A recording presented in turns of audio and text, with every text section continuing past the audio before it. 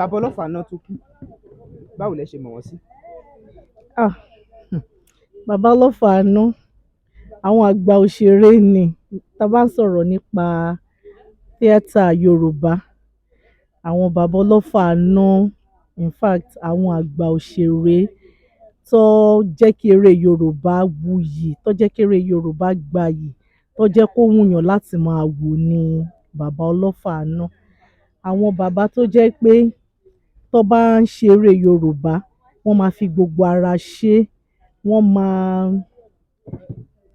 wọ́n ẹ rí pé wọ́n ní interest eré yẹn, kò ṣe pé wọ́n kàn yà wá pé bóyá nítorí owó tó fẹ́ make nínú ẹ̀. Àwọn tó máa ṣe eré tó jẹ́ pé wọ́n gbé àṣà Yorùbá lárugẹ ni bàbá Olofa àná jẹ́. Pàápàá jùlọ tó bá ń ṣe eré, wọ́n máa ń like kó máa sọ àwọn òwe Yorùbá dáadáa. Ẹ mọ̀ pé ọmọ ìlú òkè original ni wọ́n, tó jẹ́ pé tó bá má jẹ́ n sọ ẹ lè sọ òyìnbó. okay, tó jẹ́ pé tó bá ń sọ̀rọ̀ you feel it in their dialect, you feel it from his dialect pé ògidì ojúlówó ọmọ Yorùbá ọmọ òkè ni wọ́n. So wọ́n jẹ́ èèyàn tó jẹ́ pé wọ́n mọ eré ṣe dáadáa. So àwa tá jẹ́ ọ̀dọ́, I really learn so many things from eré wọn láti ayé Tolúwanilẹ̀, láti ìgbà yẹn táwa ti gbọ́njú bá eré wọn, ayé Tolúwanilẹ̀, then gbogbo àwọn eré bẹ́ẹ̀ yẹn bẹ́ẹ̀ yẹn bẹ́ẹ̀ yẹn. So wọ́n jẹ́ èèyàn kan tó jẹ́ pé Yorùbá movie industry, wọ́n máa impact wọn máa really wà pronounced. Ó dà amúnú lè gba àwọn òṣèré tíátà Yorùbá lórí irú ìlànà tí bàbá yìí gbà gbé ilé ayé. Eré àwọn Yorùbá artist wọ́n ti wá di nǹkan gan nísìnyí o, tó jẹ́ pé recently gan àwọn parent ò ń fẹ́ káwọn ọmọ wọn máa wo eré Yorùbá mọ́ nítorí gbogbo àwọn ìwà oríṣiríṣi tí wọ́n ń hù nísìn, tó jẹ́ pé àwọn ọmọ ò gbọ́dọ̀ láwọn fẹ́ emulate. Láyé ìgbà yẹn, ìgbà táwa kéré, tá bá rá àwọn tó ń ṣe eré Yorùbá àbí àwọn tó ń act tó jẹ́ artist, bóyá ọkùnrin bóyá obìnrin, a máa ń fẹ́ pé àtàbá ti dàgbà a fẹ́ ká dàbí lágbájá. But nísìn kò sẹ́ni tó gbàdúrà yìí pé gbogbo ayé dáadáa kí n má sọ kejì táwọn Yorùbá artist tó ń ṣe nísìn, kò sẹ́ni tó gbàdúrà yìí pé kọ́ ọmọ òun ṣerú ẹ̀ mọ́. But àwọn bàbá yẹn wọ́n jẹ́ àwọn tó jẹ́ pé they are worthy of emulation. Àwọn téèyàn lè wo àwòkọ́ṣe wọn wípé mo fẹ́ kí n dàbí ẹni báyìí, mo fẹ́ kọ́ ọmọ mi dàbí ẹni báyìí. But ní recent times, gbogbo nǹkan tó ń ṣe dé gbogbo storyline wọn, the themes, everything, kò sí nǹkan kan tó ń wùyàn láti emulate níbẹ̀. Ok, bàbá yìí ti jáde láyé báyìí, ẹ bá àwọn mọ̀lẹ́bí wọn dárò. Well, nǹkan tá a máa sọ náà ni pé kọ́lọ́hún kó tẹ́ wọn sí afẹ́fẹ́ rere, kí gbogbo legacy tó dẹ̀ ti lé sílẹ̀ kó má dìbàjẹ́ lágbára Ọlọ́run. Àmín. Ṣé ẹ fẹ́ bá wa dárúkọ yín? Ẹ bá wa dárúkọ yín. Orúkọ mi ni Olórí Ọmọlára Ògúnnáìkè Táíwò. Ẹ ṣé gan, ẹ ṣé mà. Kí ni nǹkan tí ẹ lè sọ nípa wọn? Ó ti pẹ́ tí mo ti wo fíìmù ẹ̀, but mo mọ̀ pé kan náà àwọn àgbà òṣèré ni. Àwọn times mo ti wò nínú àwọn films tí mo wò, àwọn roles tó play ó ṣe dáadáa, and àwọn tó ti pẹ́ ní industry ni, one of them. Àwọn èèyàn ní wí bàbá yẹn fẹ́ràn Yorùbá púpọ̀, kí ni ẹ rí sí ìyẹn? Yorùbá ẹ̀ ó jinlẹ̀ o, ó fẹ́ràn Yorùbá, ó dẹ̀ máa ń sọ àwọn ìjìnlẹ̀ Yorùbá dáadáa. Àwọn Yorùbá tí wọ́n ń sọ yẹn, ṣé ẹ rò pé ó ní ipa nínú ìgbésí ayé àwọn ọmọ Yorùbá bí?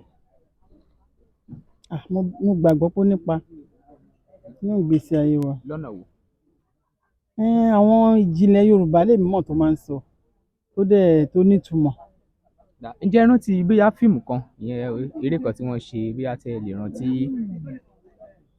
Kó wà nínú Ògbórí Ẹlẹ́mọ̀ṣọ́.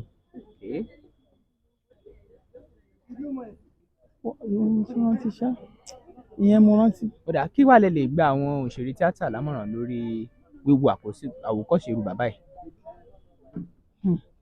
Ìmọ̀ràn tí màá gbà wọ́n ni pé kán máa ṣe ìwádìí dáadáa lórí àwọn eré tó ń ṣe, kó nítumọ̀ nínú ayé àwọn tó ń wò. Má jẹ́ pé wọ́n kàn máa ṣe just any play. Ó lè máa jẹ́ eré tó kọ́ni lẹ́kọ̀ọ́ àbí? Kán máa rí ẹ̀kọ́ gidi kọ́ nínú ẹ̀, tí ì ṣe pé kán máa bẹ́ wọn lórí, kán máa para wọn. Tá máa mọ̀ pé fíìmù tí mo wò yìí ó á wà memory èèyàn pé this is the lesson tí mo learn níbẹ̀. Ó dáa, ẹ wá bá wa gba àwọn òṣèré lámọ̀ràn láti wo àwòkọ́ṣe irú bàbá yìí. Àmọ̀ràn mi fáwọn òṣèré ni pé bóyá kán máa vet àwọn nǹkan wọn dáadáa kán tó gbé jáde, because tá bá wò míì a máa ń pa tẹ́lẹ̀ pé kí ni ìtumọ̀ eléyìí, pé ṣé kìí ṣe pé wọ́n tún ń train àwọn èèyàn láti tún máa jinlẹ̀ sínú iṣẹ́ ibi. That's the way I see it. So kán wo bí irú àwọn eré táwọn bàbá yẹn ti ṣe sẹ́yìn, àwọn Lérèpà, Àìmọ́, gbogbo wọn bẹ́ẹ̀ yẹn, pé àwọn nǹkan tá a ṣì wò, àwọn àrélù gbogbo yẹn a ṣì ń rántí àwọn kinní yẹn. So Ó dáa, ẹ bá wa dárò pẹ̀lú bàbá àti àwọn mọ̀lẹ́bí tó fi sílẹ̀. mo gbàdúrà pé àwọn ẹbí, àwọn ọmọ, àti gbogbo àwọn tó ń fi sílẹ̀, Ọlọ́run á dúró tì wọ́n, Ọlọ́run á dẹ̀ ṣẹ̀yìn wọn ní dáadáa. Ẹ bá wa dárúkọ yín. Orúkọ mi ni Ìyáàfin Adérónkẹ́ Ọlálẹyẹ. Ẹ ṣé mà. Bàbá Olofa náà jẹ́ eléré tó ṣe gbòógì ní gbogbo eré Yorùbá. Bó ṣe máa ń ṣeré tiẹ̀ ó yàtọ̀ sí tàwọn tẹlòmíì. Ó jẹ́ eléré orí ìtàgé tó mọ iṣẹ́ ẹ̀ níṣẹ́. Ó jẹ́ eléré orí ìtàgé tó ní ẹ̀bùn ẹ̀ fúnra rẹ̀. Ó dẹ̀ mọ bọ́yẹn wọnú eré tó máa sọ eré kékeré di ńlá. Pẹ̀lú ọ̀nà pàtàkì, gbogbo eré tó bá ṣe náà bí kò fún ní ìjòyè. Ikú yípa abìrí, abìrí kú. Ikú yípa abìrí, abìrí rọ̀run. Ikú dóró, àrẹ̀múrẹ̀lẹ̀. Bẹ́ẹ̀ gẹ́lẹ́ lọ̀rọ̀ òǹṣèré tíátà ìlúmọ̀ọ́ká nì tó ti lapa nídìí iṣẹ́ náà táwọn èèyàn sì ń wo àwòkọ́ṣe ẹ̀. Olóyè Adédèjì Adérẹ̀mí tí gbogbo èèyàn mọ̀ sí Ọlọ́fà iná ló jáde láyé lẹ́ni ọdún 73, ìyẹn 73. Ọjọ́ kẹrin oṣù kínní ọdún 2024 ló jáde láyé ní ìlú abínibí ẹ̀ tí í ṣe Ẹdẹ ní ìpínlẹ̀ Ọ̀ṣun tó wà lẹ́kùn gúúsù ìwọ̀ oòrùn. Adérẹ̀mí ni wọ́n bí lọ́jọ́ 15, ìyẹn 15 May 1950 sínú mọ̀lẹ́bí olóògbé Olóyè Abdulsalam Adérẹ̀mí tí màmá rẹ̀ jẹ́ Madam Aisha Adérẹ̀mí ti Jagun Olúkòsì Compound nílùú Ẹdẹ ní ìpínlẹ̀ Ọ̀ṣun. Agboolé tí wọ́n ti bí ọ̀hún ni wọ́n ṣàlàyé gẹ́gẹ́ bí ibi tó ti bẹ̀rẹ̀ sí dàgbà bọ̀ díẹ̀díẹ̀. Kódà wọ́n bí nígbà ìṣèjọba ọba tó wàjà, Ọba John Adétóyè Ṣeláoyè tó jẹ́ ti Tìmì Ẹdẹ nígbà náà lọ́hùn-ún. Ó bẹ̀rẹ̀ gẹ́gẹ́ bí Ọlọ́fà náà táwọn èèyàn mọ̀ ọ́ sí nígbà tó gbé ẹgbẹ́ kan kalẹ̀ tí wọ́n pè ní Olofa Iná Theatre Group ní 1972. Òun àti àwọn kan torúkọ wọn jẹ́ Erin Fọlámi, Dàsọ̀fúnjó, Gbọ́lágadé Akínpẹ̀lú àti olóògbé Oyètúnjí Ẹ̀sìnlá. Ọlọ́fà Iná táwọn èèyàn mọ̀ jálẹ̀jákò pẹ̀lú iṣẹ́ rẹ̀ nínú eré tó sì ń hùwà kíkanjú fi èdè Yorùbá dára nínú àwọn eré. Òun ni ó ti fi ìgbà kan rí tún ṣiṣẹ́ táwọn èèyàn sì sọ pé akọni ló jẹ́ láàrin àwọn òǹṣèré tíátà. Ó ti ṣe onírúurú àwọn fíìmù jáde, lára ẹ̀ ní Ọdẹ́tọdẹ, Làákàyè, Kógunmájà àti Adé Ọba. Olóògbé yìí, ìyẹn bàbá Ọlọ́fà náà, làwọn èèyàn tún mọ̀ sí bàbá Olówe. Bákan náà ni ó tún ṣe eré kan tó pè ní Ṣọ́ba lójú ti Ẹdẹ.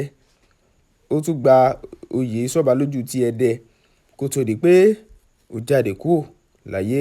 Bàbá Ọlọ́fà náà òun ni ó lọ sílé ẹ̀kọ́ alákọ̀ọ́bẹ̀rẹ̀ rẹ̀ ní St. Peter's Anglican Primary School àti Baptist Secondary Modern School tí wọ́n ń pè é nígbà kan.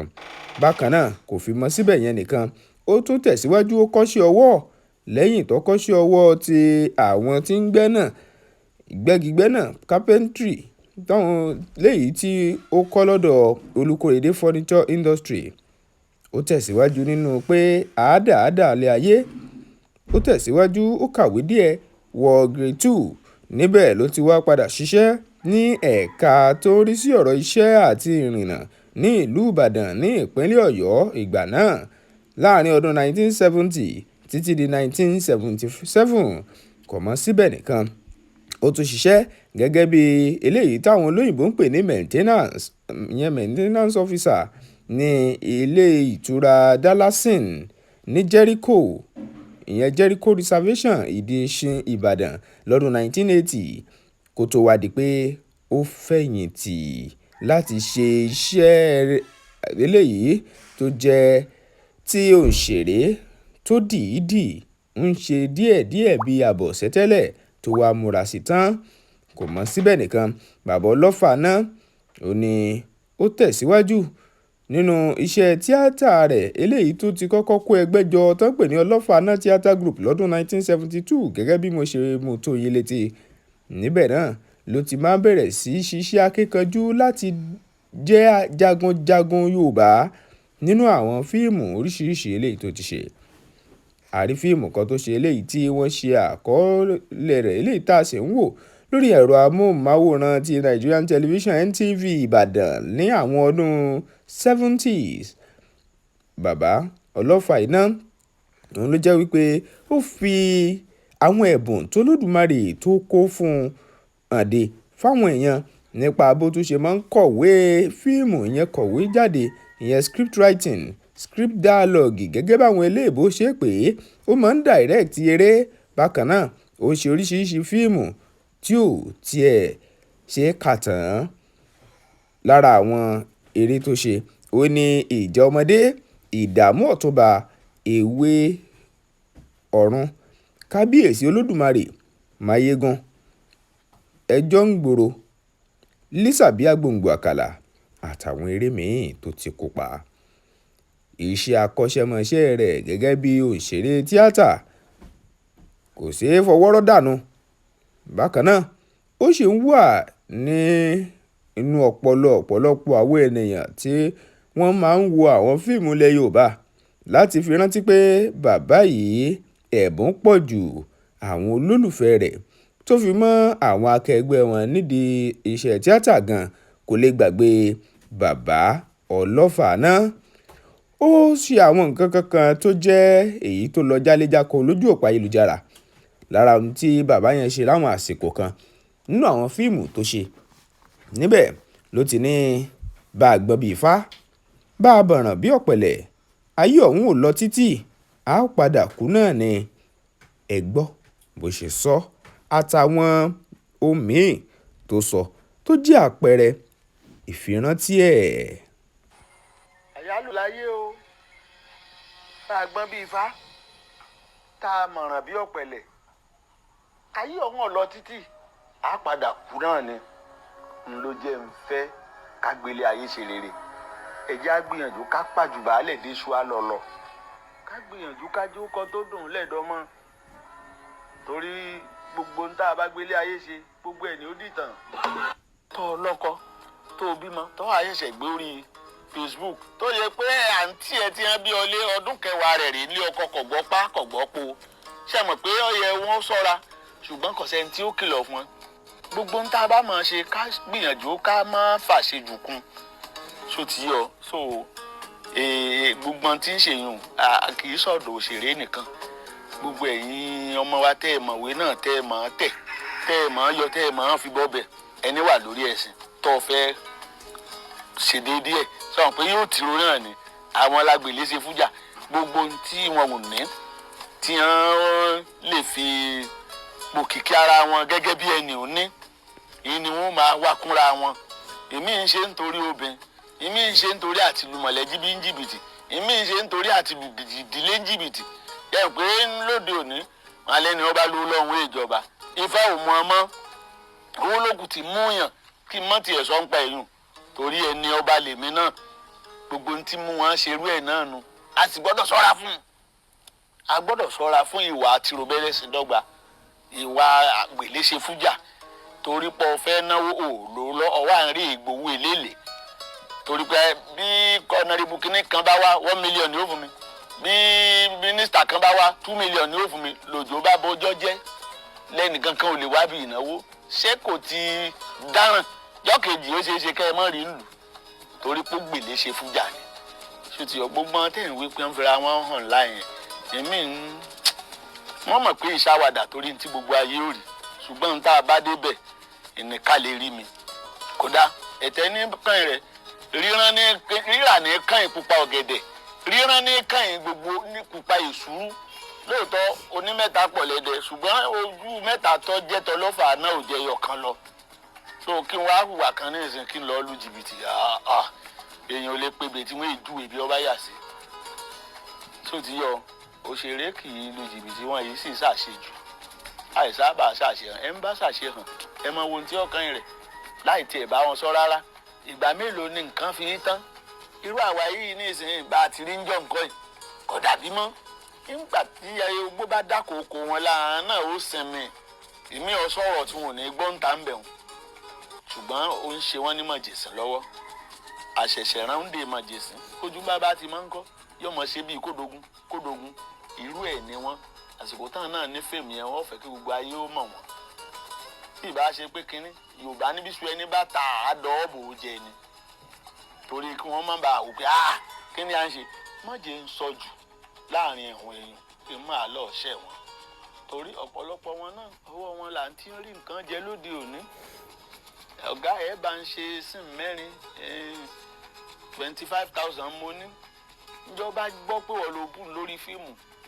tó o bá tiẹ̀ pé yóò pé máa pín sáà tó ti yọ máa tì mí lu àwọn obìnrin ìjọba dọ́dọ̀ kan náà wọn wàá dalẹ̀ bẹ́ẹ̀ tí ṣe yìí kó ṣàlàyé wọ́n jẹ́ mi ọ́ sọ jù ṣùgbọ́n tó bọ́jọ́rọ̀ àwọn ọkùnrin èyí ò ní ìtànà kí lójú mi ò tó ojú mi tó díẹ̀ ń tọ̀ bọ́ Yorùbá tí ó wá sí mi lọ́kàn ó ní ìgbà tí ara bá tùgbẹ́ láàárẹ̀ sú gbígbó bá gbẹ tán èṣù á ya lọ èṣù tí mo fẹ́ sọ̀rọ̀ bá low cost èṣù tí máa jẹ okòórun a máa lo òwe yìí lásìkò tí èèyàn kan bá ní owó tó lọ́rọ̀ yóò wà lọ́rẹ̀ẹ́ púpọ̀ àwọn míì ó lè jẹ́ pé àsìkò tí a rí pówó ń bẹ lé oríṣìí obìnrin tó ti bá sọ̀rọ̀ ńgbà tí èlò lọ gbogbo wọn wá súnmọ́ ìyẹn ni pé àsìkò tára gbá tùgbẹ́ àárẹ̀ sú gbígbó bá gbẹ tán ìgbó ta lọ́gbẹ́ ni ìgbà tó jẹ́ broke time tí òǹtọ̀ ń wò sí ń pò mọ́ pépò yọ ràn wá lọ́wọ́ kálukú ọ̀wà bá tiẹ̀ lọ ìgbà tára bá tùgbẹ́ láàárẹ̀ sú gbígbó bá gbẹ tán èṣù á ya lọ ó fi hàn pé àsìkò téèyàn bá wà nípò yálà ẹnu iṣẹ́ kan ló nípò láti gbà yàn ṣiṣẹ́ láti ràn yàn lọ́wọ́ gbogbo oríṣìí ọ̀rẹ́ rẹ̀ ó tún wá pọ̀ sí tàbọ̀ wà nípò òṣèlú tí òkìkí ẹ̀ ń kàn tí kálukú ọmọ sáré tẹ̀lé tó bá di pé onítọ̀hún ò sí nípò mọ́ tàbí owó ò sílò ẹ̀ tó nǹkan mọ́ gbogbo àwọn ọ̀rẹ́ yìí ó sá lọ àsìkò tí ara bá tùgbẹ́ láàárẹ̀ sú gbígbó bá gbẹ tán èṣù wọn á ya lọ gbogbo olóṣèlú mi torí pé oríṣìí ọkọ̀ ló gbé kalẹ̀ èrò wá pọ̀ lẹ́yìn ẹ̀ tí ń rówó ná fún wọn yọkàn rí i pé ńgbà gbó bá gbẹ tán ìbọyá lómi ló tó yọjú ni o àbẹ́sẹ̀ kan ní wọn kà sí lẹ́sẹ̀ àbẹ́nìkan ní ọ̀tẹ́ lọ́rùn tó náà rò pé kí là ń tẹ̀lé fún kálukú ẹ̀ kàn rí i pé dìbò wọn ò dìbò fún èṣù yà lọ ńgbà gbogbo ẹ̀ tán a máa lo òwe yìí láti kìlọ̀ fún ẹnikẹ́ni tó bá wà nípò pé kónítọ̀hún ó ṣe pẹ̀lẹ́ bí èṣù bá jókòó tán èṣù ń lọ bí gbó bá gbẹ tán èṣù á ya lọ ntí mi lo ya lọ fún èṣù ni pé wọn èyí dárìn lọ́kàn ọ̀pọ̀ lèṣù fi yagi ọ̀pọ̀ lèṣù máa rìn èṣù low cost tí ọba ti pé ẹ̀rùn dé ẹ̀ ní fojú kàn wọ́n torí kò sí ní tí wọ́n jẹ nínú oko òtún wọn jẹ gbógbígbẹ èṣù ìgbà tí ara bá tùgbẹ́ láàárẹ̀ ṣú gbígbó bá gbẹ tán èṣù á ya lọ owó ìkìlọ̀ ni pàápàá fún ẹni ó bá wà nípò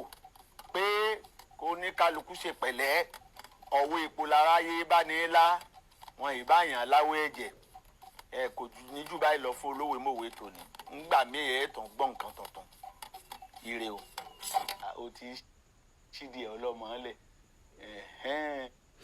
mo mọ̀ wípé ẹ ti gbọ́ lára àwọn ọ̀rọ̀ tí bàbá yìí sọ nígbà tó wà láyé.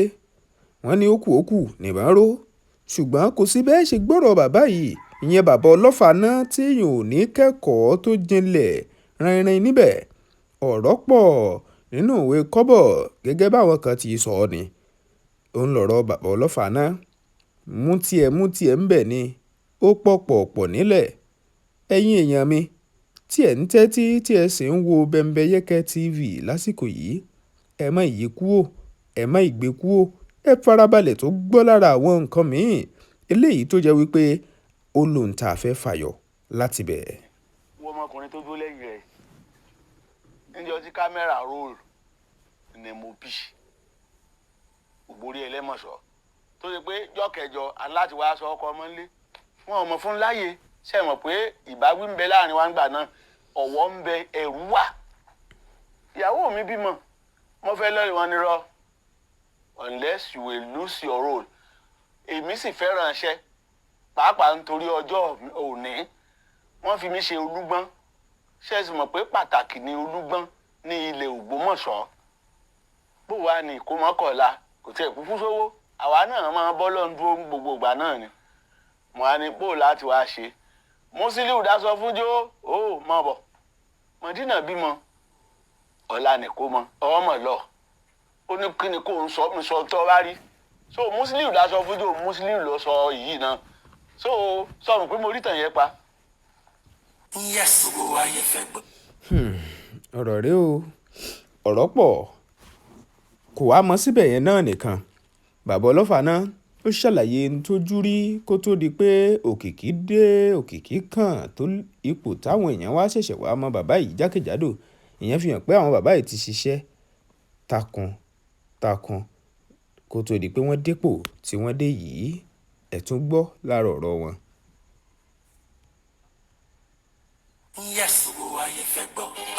adìẹ àbí nǹkan kan mo sáré pé tí ò ní ìdí kí n pe káfíńtà ṣùgbọ́n n ò dín mú ò lè gúnlé kankan mọ́. ìgbà ilé tí mo kọ́ ń bàdàn ọ̀rẹ́ mi lọ́wọ́ ṣe Musiliu dáṣọ fúnjó.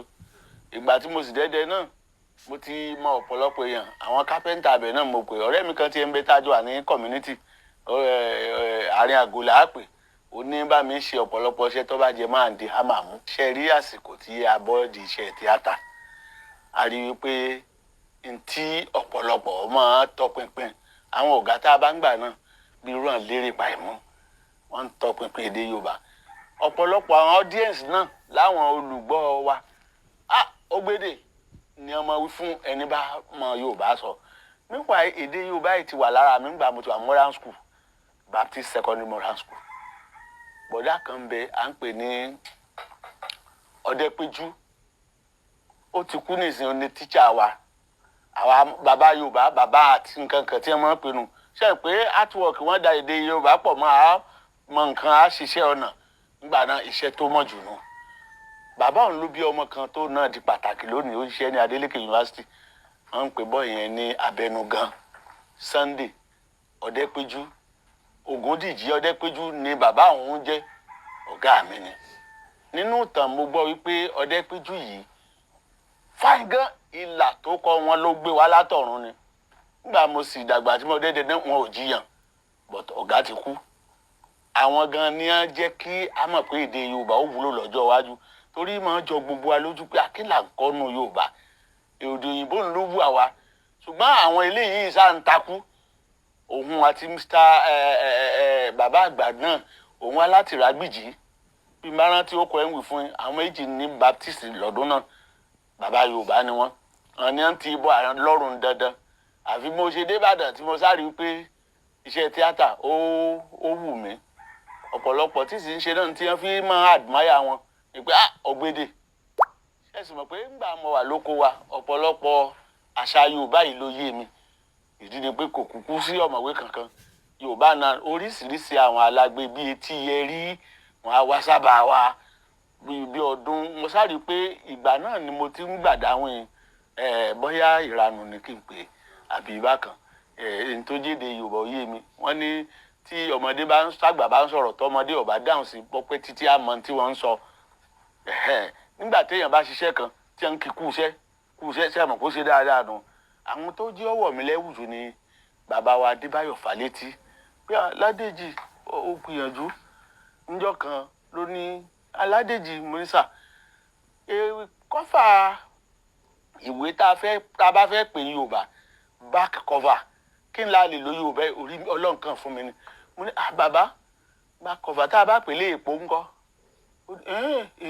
èpo ẹ̀yìn ìwé ọ̀rọ̀ abọ̀ mi lọ inú mi dùn torí láyé ìgbà táwọn wí WNBS WNTV níbẹ̀ nìkan bá ń ti ń bá a lọ yìí ni ò mọ̀jẹ̀ ń tán o ìnira ń bẹ ń bi orí ìtàgé lóde òní wo èmi mo bí ọmọ méjèèjì sósì ọ bí n bá ní rí àṣà nísìn kálukú ó gbé fọ́ọ̀mù wa ni pé kí n sáìn mi ń wáyé gbogbo ọmọ ọlọ́mọ tá a jọ ṣe ọ̀fẹ́ ni inú wa máa ń dùn ni gbogbo ẹ ti dowó ọmọ jáde kó iye wọn ń rà á eré orí ìtàgé ò rọrùn mọ́ nísìn àwọn tí ò bá ṣeré orí ìtàgé yàtọ̀ sí pé ọmọ wa ti ń lọ skul dé skul tí ń lo àwọn novel àwọn ìwé kan tí wọ́n rò pé wà nínú sílábọ̀sì àmọ́ iléèwé kò ní í jọ eré orí ìtàgé tòde òní eré orí ìtàgé tòde òní bí ìgbà pẹ́lá ń lọ pidán ni oríṣiríṣi mọ́tò lẹ́yìn kẹ́rù background kì í ṣàǹtà cotton mọ́ látijọ́ cotton photographer àwa máa tọrọ ẹ̀ ọ̀gá kan ti ń bẹ ní agbókojó bọ̀sún fọ́tò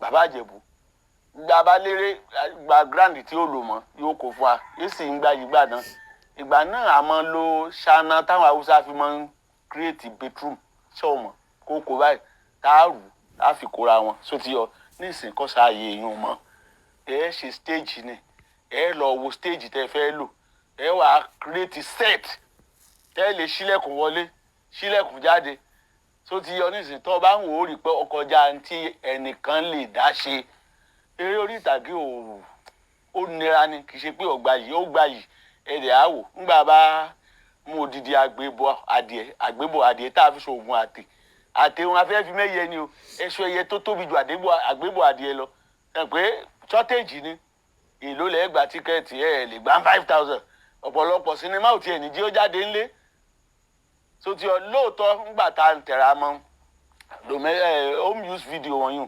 àwọn aims and objectives wa ńgbà náà ni pé kọ́ mọ̀ keep àwọn èèyàn wa busy tí ò ní pa ń lọ lé ọtí à ń lọ jà à ń lọ òde tí ò tọ́ ń bọ̀ wá ti dín sinimá tó ń wò so ti yọ nísìn so ó wá ti ṣẹ́ so ti yọ nísìn eré orí ìtàgé àkàrà ọgbà yìí ń jọ léyà mọ́ bàbá rẹ̀ ní bálà ọ̀nà ọ̀là ọ̀yá àti sáòwé jọ̀hún ó dàbí pé àtùpà kì í rìnà rídìí rẹ̀ ó ní rí adé láfẹ̀mí láti ṣùgbọ́n tí n bá fẹ́ lò ọlọ́run ń jẹ́ kí inspiration yẹn wá ó kù kí n mú pẹ́ẹ́nì kí n kọ́ lẹ̀ ó lè díẹ̀ then ẹnìkan tí ó fi lọ̀ mí ó ní kó jẹ́ through recordings pé ẹlòmíì tá a bá pa 1,000 proverbs ó ní tó bá slot ẹ̀ yìnyín ó lè wò mọ́jú èèyàn ò lè mí rò pé ó lè rọrùn ṣùgbọ́n kí n múwèé mọ́ kọ̀wé ó nira bí mo ti wá yìí kò jẹ́ kí gbogbo nǹkan báwọn jẹ́ ń lógún tó bá wù àwọn eléyìí kí wọ́n kọ́ yóò sì wù wọ́n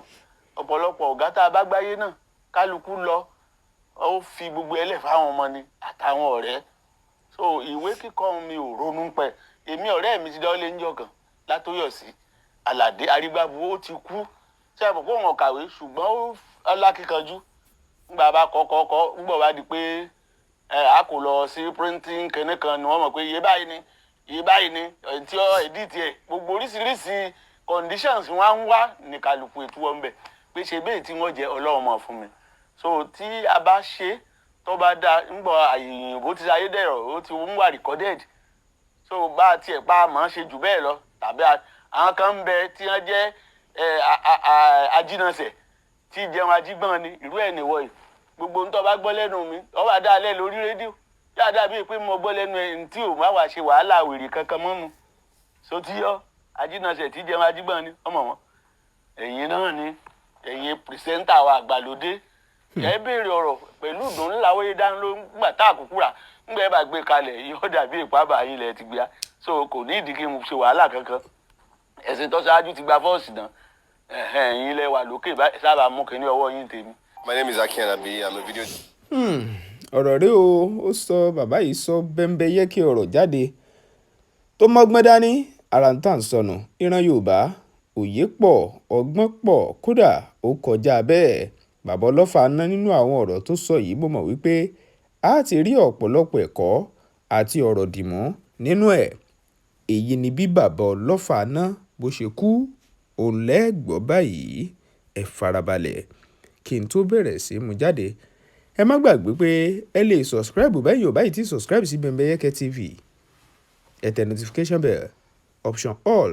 Ẹ jọ̀wọ́ ẹ tó bá wa share ẹ̀ fáwọn ẹlòmíì. Ẹ jájọ pàdé ní comment section kẹ́ ẹ sọ nǹkan kankan lórí ọ̀rọ̀ ilẹ̀ Yorùbá àwọn òṣèré tíátà Yorùbá kí ẹ sì tún ṣèdárò bàbá Ọlọ́fà ná tó jáde láyé.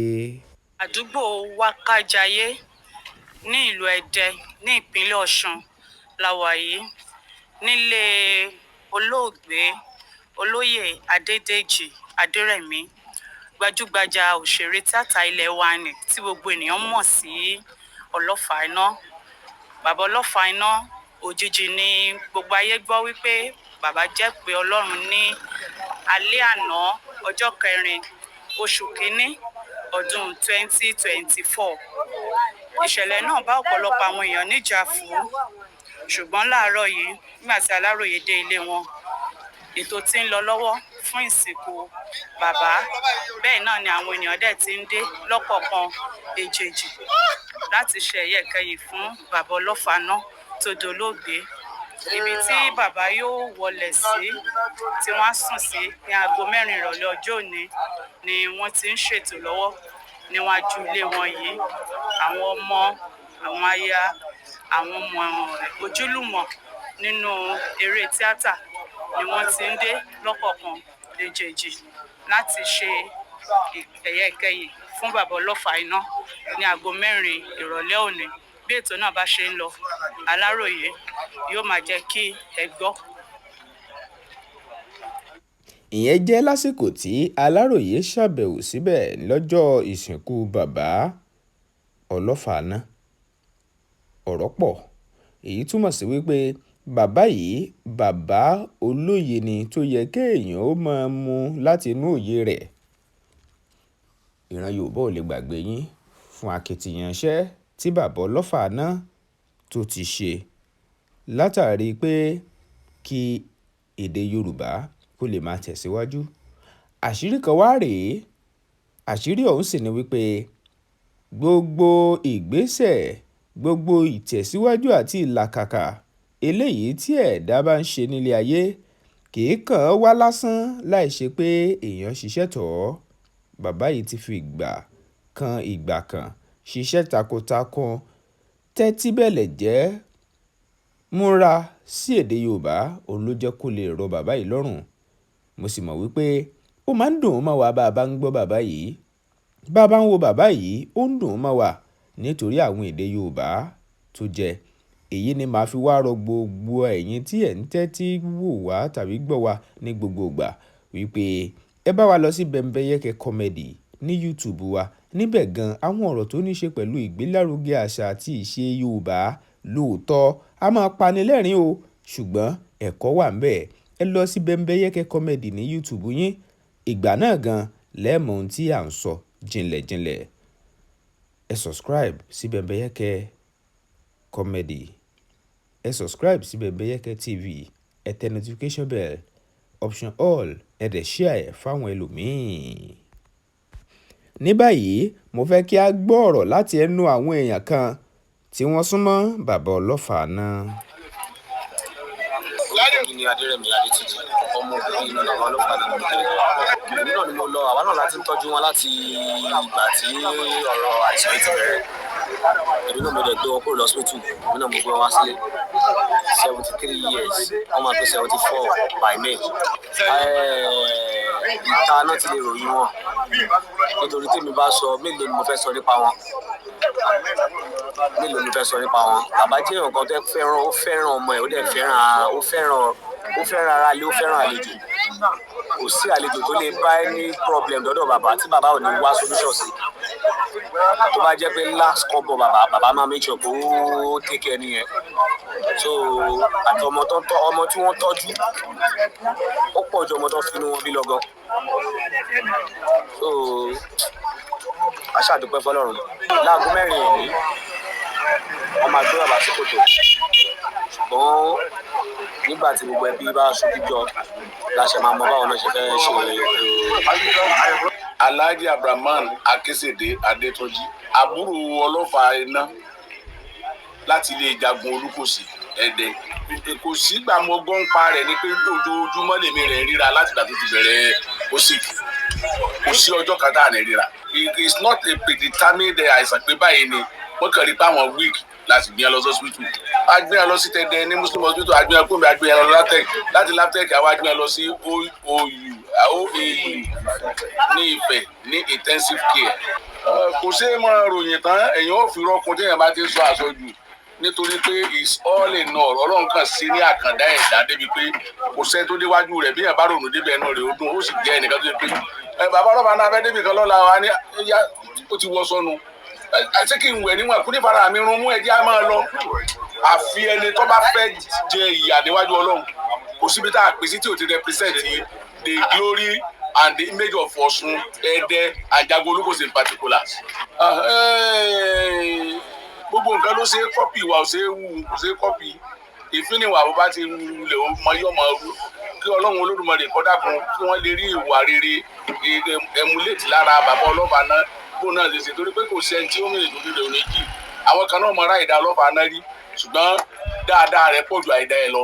Orúkọ mi ni Adéwùmí Babátúndé. Ọmọ wọn ni mí. Gẹ́gẹ́ bí Yorùbá náà ṣe mọ̀ wípé ìlànà méjìlá gbà bímọ nílẹ̀ Yorùbá, ọmọ àtẹnubí, ọmọ àtàbẹ́bí. Ọmọ tí inú bí wọn ni mo jẹ́, tí mo jẹ́ ọmọ bíbí láti àgbòlé kankan náà. Bàbá ni wọ́n jẹ́ fún mi láti ilé Ìjàgbó Olúkòsì ní ìgboro Ẹdẹ. Láti kékeré mi ni mo ti súnmọ́ bàbá, pé àwọn náà súnmọ́ wa púpọ̀. Ìgbà tí bàbá wa fẹ́ jẹ oyè, tí wọ́n fẹ́ jẹ sọ́ba lójú nígbà tí wọ́n fẹ́ jẹ nígbà yẹn, ọjọ́ kan lára àwọn tí inú mi dùn tí mo jẹ́ akọ̀wé fún àwọn bàbá lágbolé nígbà náà ní kí àwa sọ̀rọ̀ tí mo sì jọ́ kan lára àwọn tí wọ́n jẹ́ agbára tí wọ́n náà ń dọdọ́ ń pọ̀ wọ́rìn lọ sáà fún pẹ̀lú bàbá ṣe gbogbo títí tí tọ́lọ̀ fi ní kí oyè náà tó jẹ́ jíjẹ. Láti ìgbà tí wọ́n ti jẹ oyè náà tí wọ́n ti kó wá sílé, mo ti jẹ́ pé tí a bá ríra lójúmọ́, bàbá ó sọ fún mi pé ṣé èsì pàǹjà ni tí máa ní bá mi àmọ̀jà lónìí láti bá àjà yóò ti débì yìí ẹ̀yà ń bọ̀ lọ́wọ́ àwọn àbọ̀ báwọn. Ojúmọ́ kan àlè sálẹ̀ ìmọ̀ràn jìnnà wọn. Àwọn fẹ́ràn kí wọ́n wà pẹ̀lú àwọn púpọ̀. Àmì bí màá ṣe sáàmù ṣe kí náà fẹ́ sọ kí Yorùbá tó lè ṣe ní gbogbo ètò community dùn ní kó láti ẹ̀ka tẹ̀bí ọ̀pọ̀lọpọ̀ kẹ́gẹ́ ni wọ́n àṣàyàn fún mi pé lọ ṣe nǹkan báyìí, lọ ṣe nǹkan báyìí, lọ sojú mi níbi báyìí, lọ sojú mi níbi báyìí. Gbogbo nǹkan ni mo fẹ́ràn nípa wọn, torí pé wọ́n jẹ́ akin, an hero and is a warrior. Ọmọ ẹkùn ni wọ́n, ẹkùn sí ni wọ́n. Tí máa ti dọ́dọ̀ wọn bí mo ṣe máa ń kí wọn ni àní ìbá mi ẹkùn, ọmọ ẹkùn kí ọ lónìí ọkàrí ẹkùn, ọmọ ẹkùn náà sì jọ máa ń kíra wa nù. Akin ni wọ́n, olóòtítọ́ ni wọ́n, olódodo ni wọ́n. Wọn ò wò pé báyà tí pé mo jẹ́ gbajúmọ̀, pé báyà láti fi sọ pé báyà kí ni máa gbajúmọ̀ nínú ní ilẹ̀ àwọn káyọ̀ ìmọ̀lẹ́ máa bá ṣe o, àwọn báyìí ìmọ̀lẹ́ máa bá yàrá wọn, yàrá mi ni. Gbogbo nílé wọn ó wo fíìmù, gbogbo bá lọ ṣe tó bá wù ọ́ fíìmù àsínlé wọlé ilé ìwé rẹ̀ ló ṣe mọ́ ṣe fún èèyàn. Wọ́n fẹ́ràn everybody. So ní jẹ́ kí ènìyàn ẹ̀kọ́ yẹn mú kọ́ lára wọn pé ipò kíkó kéèyàn bá wà nínú ayé, kéèyàn mú ayé ní kékeré. Tí wọ́n máa ń sọ̀rọ̀ pé ayé yóò lé kéré, ayé simple ló. Ìdàgbàsókè jẹ́ tí wọ́n tún jẹ wọ́n lógún jù ló jẹ mí lógún jù. Kí náà ní tó jẹ wọ́n lógún jù pé ìdàgbàsókè ìlú Ẹdẹ, ìdàgbàsókè ìpínlẹ̀ Ọ̀ṣun, ìdàgbàsókè orílẹ̀ Nàìjíríà, pé tí mo mọ́ fẹ́ ni pé kí Nàìjíríà máa ń lókè, kílẹ̀ Yorùbá máa ń dàgbà. Mo fẹ́ràn àṣà Yorùbá, wọ́n fẹ́ràn àṣà Yorùbá gan-an púpọ̀, wọ́n fẹ́ràn rẹ̀ púpọ̀ jù. Àṣà Yorùbá náà ìtàn yẹn máa ń dà eléyìí sẹ́bọ̀, àṣà Yorùbá ni wọ́n fẹ́ràn àṣà Yorùbá púpọ̀ jù. Wọ́n sì fẹ́ràn ìdàgbàsókè, ìlọsíwájú ìpínlẹ̀, ìlọsíwájú orílẹ̀-èdè, ó máa ń wù wọ́n gan-an. Kódà agboolé, kódà Olúkòsì o, bó ni ó sì tẹ́yọ̀ kan, bó láti máa dàgbà sí o, bó ni ó sì gbogbo àwọn ọmọ Olúkòsì mo fẹ́ kí wọ́n wẹ́dẹ ká máa tẹ́lẹ̀ ṣe, gbogbo ọmọ Ẹdẹ mo fẹ́ kí wọ́n wẹ́dẹ, ìmọ̀ lo ohun tí wọ́n mọ̀ láti pẹ́ gbogbo ọmọ Ẹdẹ wá sí ìgbẹ̀dẹ̀ àwọn ọmọ gbogbo ìpínlẹ̀ Ọ̀ṣun ó jẹ wọ́n lógún gan ó sì máa ń wù mí tí wọ́n jẹ́ pé adé wọn gbẹ̀yìn láti jẹ́ sọ èmi àti bàbá sọ̀rọ̀ gbẹ̀yìn yóò ti fẹ́ bóyá bí ọ̀sẹ̀ méjì àmọ́ pé ní àjàbá ríra gbẹ̀yìn dáadáa mo sì wà pẹ̀lú wọn lọ hospital lánàá títí tọ́lọ́run fi ní kí ọlọ́jọ́ dé mo lọ hospital pẹ̀lú wọn lánàá ṣé wọ́n ń fura báwọn. bàbá mi ara nínú tágbà tí wọ́n fura wọ́n ṣe prógráàmù kan tí wọ́n pa òwe kan yí pé àwa yìí kò sí kò sẹ́ni tí ò ní kú tí wọ́n ṣe tàbí kan fún wọn níbi pé wà lóko wa ká gbèsú ọlọ́lọ́ ká gbèsú àlọ́lọ́ lẹ̀ ká ṣe dáadáa lẹ̀ dé ọmọ lára fún ọ̀rọ̀ àgbà ni. orúkọ mi ni Rẹ̀mọ Oyèládé Olóyèdè Muhammadu Cousin Àrẹ̀mọ Kábíyèsí Alára tìlú Ara. Bàbá jẹ́ èèyàn kan tó kó gbogbo àwọn èèyàn mọ́ra.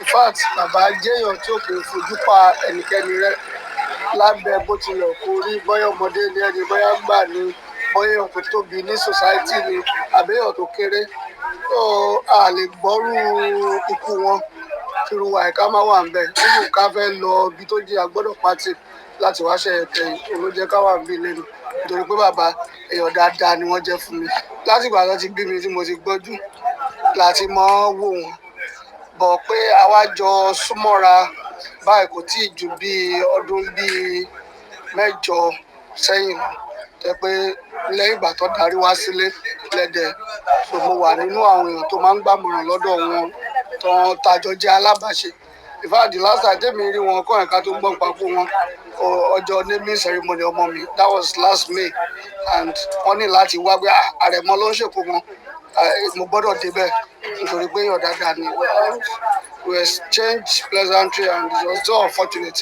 nígbà gbọ́ òkú wọn lálẹ́ àná so ó jẹ́ nǹkan tó ṣọ́ọ̀kì irú èmi so nítorí pé mi ò kì í gbélé but at least àṣà nígbàgbọ́ pé Ọlọ́run yóò bá wa tẹ́ wọn sáfẹ́fẹ́ rí tó dẹ́ gbà pọ̀ wọn. yóò tẹ̀lé aláàjì Mr. Adélọ́wọ̀ aka Moscow ọmọ ni mo jẹ́ sí fún bàbá Olofa náà. nígbà pé rẹ̀ lọ́wọ́ yẹn kàn wọ́n láti kékeré mi náà láti máa. bàbá jẹ́ ẹnìkan tó dáa púpọ̀ gan tí kò rí rẹ̀ rárá the star kò sí nǹkan tẹ̀ pé sí tí òun lọ kò síbi tí mo tẹ̀lé wọn rí àwọn àgbàjá lọ rí láì ó yẹ ibi tí ò yẹ kó wọn lọ fọ ẹwà àtàlẹ́ nílé rẹ̀ ṣùgbọ́n bàbá jẹ́ nìkan tó dáa. tọ́ ẹ jọ̀wọ́ ẹ bá wa lọ sí comment section kí ẹ sì bá wa kídàrú bàbá Olofa náà ọ̀rọ̀ rí o wọ́n ní ọ̀pọ̀ rò kágbọ̀n ṣùgbọ́n ẹ jẹ́ akẹ́kọ̀ọ́ látara àwọn aṣíwájú. Olúwatóbilọ́ba Fásùgbà ló kọ mi tó ń jábọ̀ fún Bembeyeke TV. ATJ Textiles ló túbọ̀ ń jẹ́ kí ojú wa tàn sí aṣọ àdìrẹ ilẹ̀ wa. First National Àdìrẹ Festival tó wáyé kọjá ló túbọ̀ sọ ní jí láti máa túbọ̀ gbárùkù ti aṣọ àdìrẹ wa àti láti mọ ojúlówó yàtọ̀ sí ayédèrú. ní báyìí gbogbo ẹ̀yin ará ilẹ̀ yìí àtòkè òkun tí ẹ ti ń pè fún ríra aṣọ àdìrẹ yín ATJ Textiles Àṣàní àti Àdùkẹ́ Foundation ṣetán láti máa kó ojúlówó ránṣẹ́ lówó tí kò wọ́n jù. ẹ̀yin náà ẹ wo bàtà báàgì agbádá súùtì dúfè beddings wedding gown bangles cotton táì ọrùn àtàwọn ohun àrà míì tí wọ́n fi aṣọ àdìrẹ ṣe. ẹ tètè ra tiyín lónìí. bí ẹ bá sì tún fẹ́ ní rírán kí wọ́n tó kó ránṣẹ́ síbikíbi lágbàáyé ó rọrùn jù. ATJ Textiles wà ní nọ́mbà 8 Olúfẹ́mi Èsúrú Oṣó Street Ṣódùbí Oníkólóbó Abẹ́òkúta Ogun State Nigeria. ẹ̀wẹ̀ ètò ìdánilẹ́kọ̀ọ́ fún individual corporate àti group wà. youth and women empowerment náà kò gbẹ́yìn ní Àṣàní àti Àdùkẹ́ Foundation. ẹ pè sórí 0803 472 0409 tàbí 0703-897-7028 lórí Instagram àti Facebook ẹ tẹ ATJ Textiles aṣọ àdìrẹ ilẹ̀ wa tiwantiwa ni.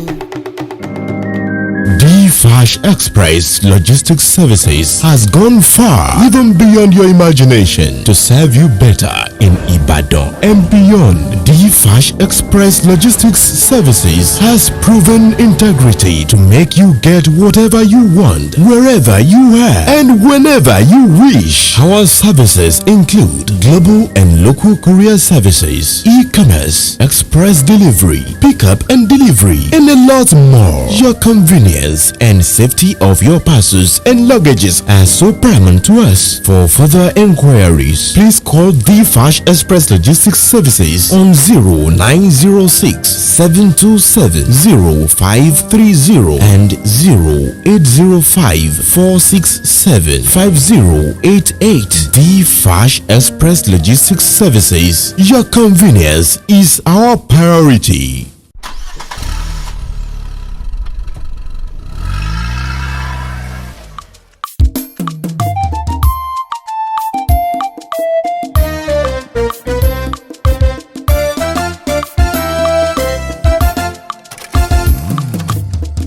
BEMBEYEKE TV ìkànnì Leyin ládùn jù ó gbafẹ́ ó gbayì òun ni ẹ máa wò. BEMBEYEKE TV ìkànnì Leyin ládùn jù ó gbafẹ́ ó gbayì òun ni ẹ máa wò.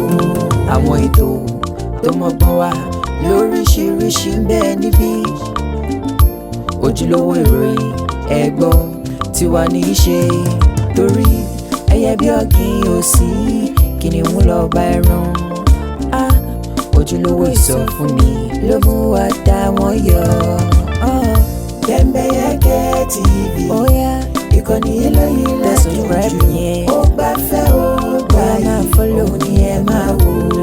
Sọpọ̀ jùlọ BEMBEYEKE TV lẹ́tí máa rí bẹ́bẹ́ ìkànnì Leyin ládùn jù Daniel Salomon òun ni ẹ máa wò.